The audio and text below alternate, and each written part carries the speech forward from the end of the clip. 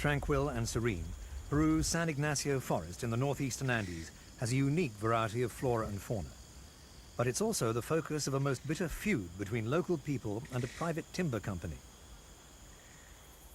A government study had declared the area to be in need of protection. It found that because the region is sandy, any removal of trees resulted in rapid soil erosion. That in turn could silt up the forest's vital mountain springs which irrigate the surrounding countryside. There's long been the environmental threat posed by coffee farmers using the slash and burn method to clear land.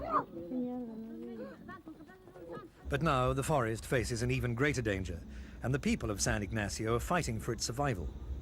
2 years ago, despite previous protection orders, the Ministry of Agriculture gave the go-ahead for the start of commercial logging. A citizens' protest group was formed immediately. In response, the ministry reversed its decision in the group's favor. However, a month later, that decision too was reversed, and the regional authorities gave timber rights to a private firm, Incafor.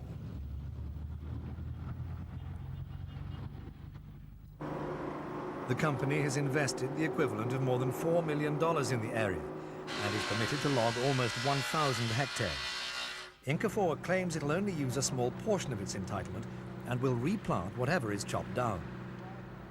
However, critics point out that the seedlings in Incafor's nurseries are quick-growing but relatively short-lived varieties, unlike the 100-year-old trees which are being felled. For their part, company officials insist that commercial logging has not yet begun, and they're merely clearing the path of a new road.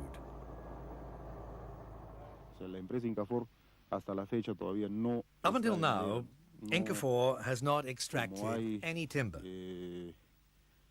It's not true what's been said in some press and media reports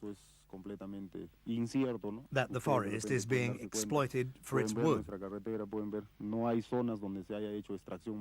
That's false, and you can see that the road is there to prove it.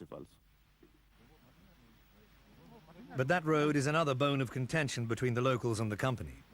Incafor claims the regional government has agreed to it being built in order to link San Ignacio with the neighboring province.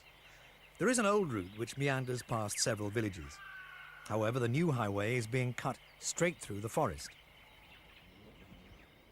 Attacks on Incafor machinery and sites are one indication of the strength of local opposition. Protesters believe that the only reason for building the road is to enable the bulk transportation of timber in the future. Judge Emiliano Perez Acuna received petitions from the road's opponents and ruled that all construction should stop and that the police should enforce this. But so far, no one has complied.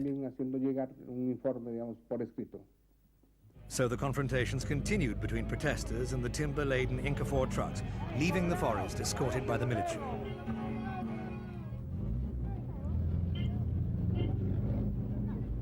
The mounting violence culminated in an attack on an Incafor plant in June, in which 2 workers were killed. Although the pressure group adamantly denied any involvement in the incident, 11 of its members have been jailed, charged with murder and terrorism. In the past, those arrested on peaceful anti-Incafor demonstrations and accused of terrorist acts have subsequently been cleared and released. Although these men face charges of murder as well, they maintain it's just another example of official opposition to their cause.